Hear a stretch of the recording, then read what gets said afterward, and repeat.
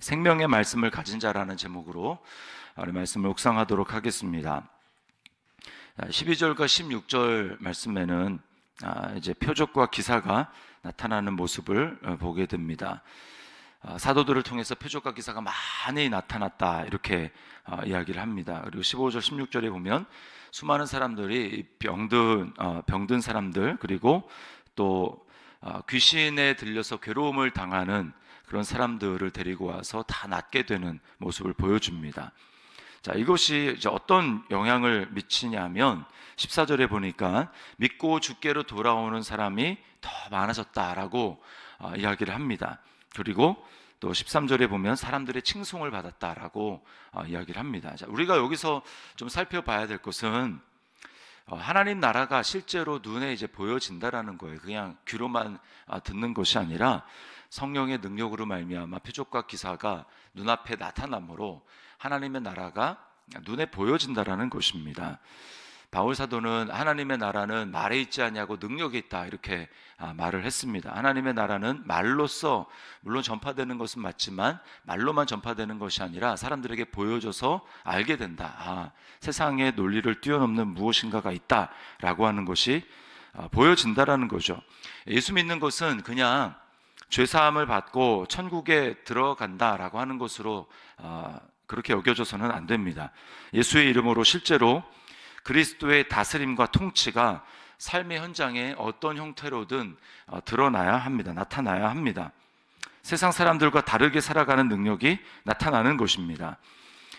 그래서 이 세상에서 우리가 그리스도인으로 살아가지만 이 세상에 속하지 않았다라고 하는 그런 강력한 인상을 사람들에게 줄 수 있어야 합니다. 그래서 세상 사람들의 자기들이 가진 논리의 그 사고의 틀로는 이해할 수 없는 그런 일들이 일어나야 합니다.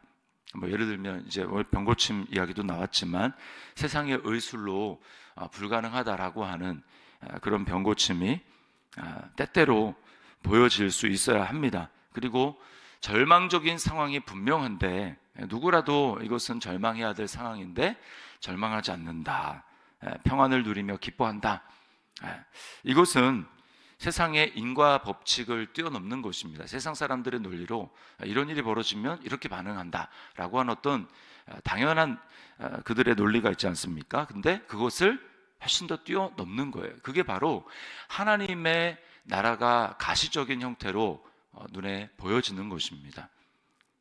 이것이 바로 예수 이름의 능력이에요. 예수 이름의 능력. 자, 이것이 이제 17절부터 26절에 이제 사도들이 종교 지도자들에게 소환당해서 이제 그들 앞에서 선 모습입니다.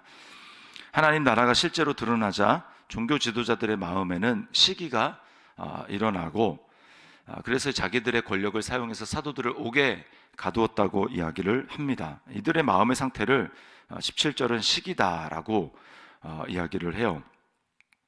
하나님을 바르게 믿는 것은 자신들이라고 생각하고 자신들이 하나님을 바르게 섬긴다고 생각을 하는데 자신들에게는 찾아볼 수 없는 일들이 일어나니까 마음속에 시기가 일어나는 것입니다.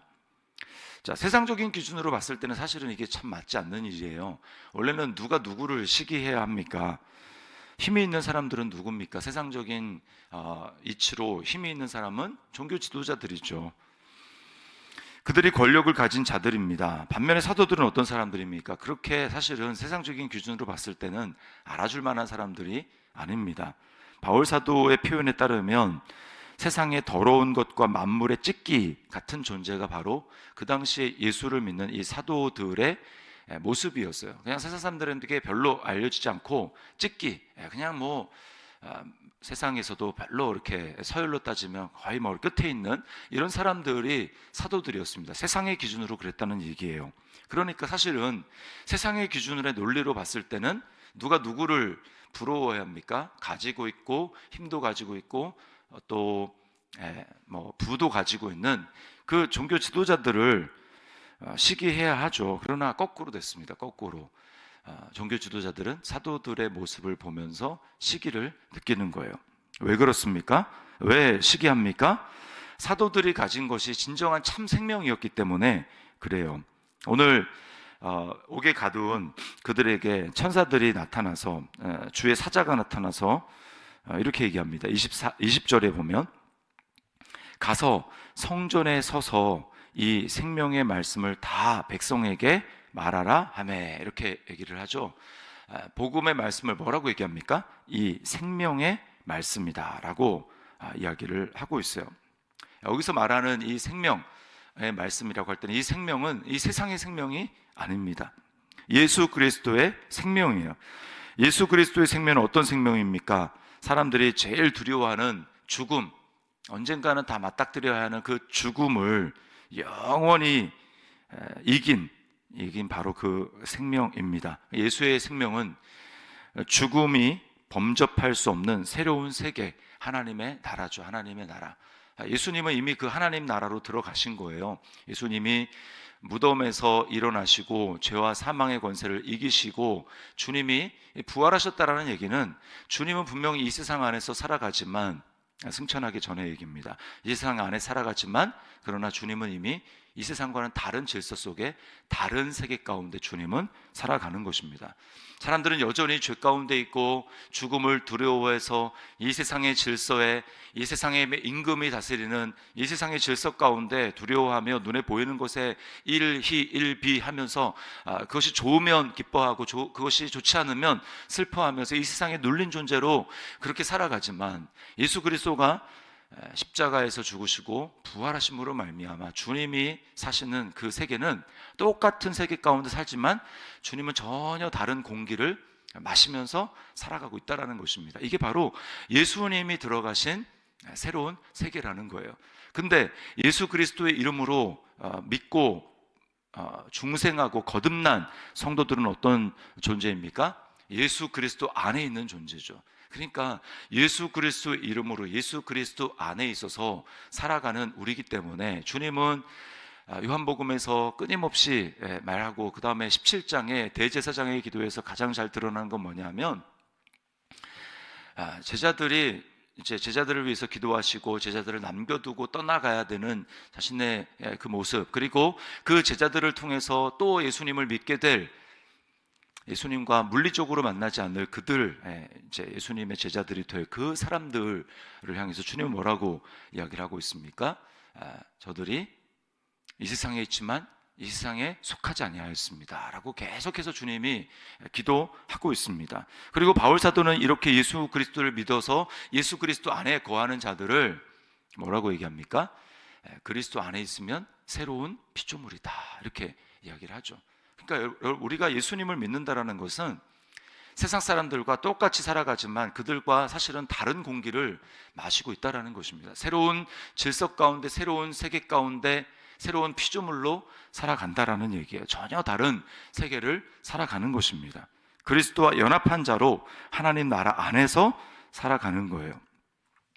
그리고 그리스도의 이름을 소유한 자로 믿음으로 하나님의 말씀대로 이루는 삶을 살아가게 되는 것입니다. 그렇기 때문에 예수님의 그 복음의 말씀은 생명의 말씀이 되는 거죠. 이 생명은 그냥 육신의 생명이 아니라 이 생명은 완전히 질적으로 다른 생명입니다. 우리는 그 생명을 지금 소유한 가운데 있고 그 생명을 호흡하며 살아가는 거 날마다 그렇습니다. 그러니까 아예 다른 존재로 우리는 이 세상 가운데 살아가는 거예요. 나는 예수 그리스도 안에 있구나. 나는 새로운 세계의 질서에 존재하는 그런 자구나. 그런 세계의 새로운 질서 가운데 말씀대로 믿고 그 말씀이 이루어지는 삶을 살아가는 것이구나 라고 우리는 날마다 자신을 생각해야 되고, 그렇기 때문에 믿음으로 말씀을 우리가 선포하고 믿음으로 말씀대로 기도할 때 어떤 일이 일어나는 거예요? 사도들과 지금 사도행전에 일어났던 그 많은 초대교회 성도들이 경험했던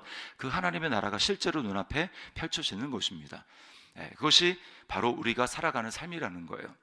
이것이 바로 새로운 생명 가운데 살아가는 것입니다. 새로운 생명을 누리며 살아가는 것입니다. 그래서 예수 믿는 삶은 단지 나 죄 용서받고 이제 죽으면 천국 간다 그 정도로 끝나는 삶이 아니라 이 땅에서 전혀 다른 세계가 말씀대로 믿고 말하면 펼쳐지는 그런 삶이 사라지는 거예요.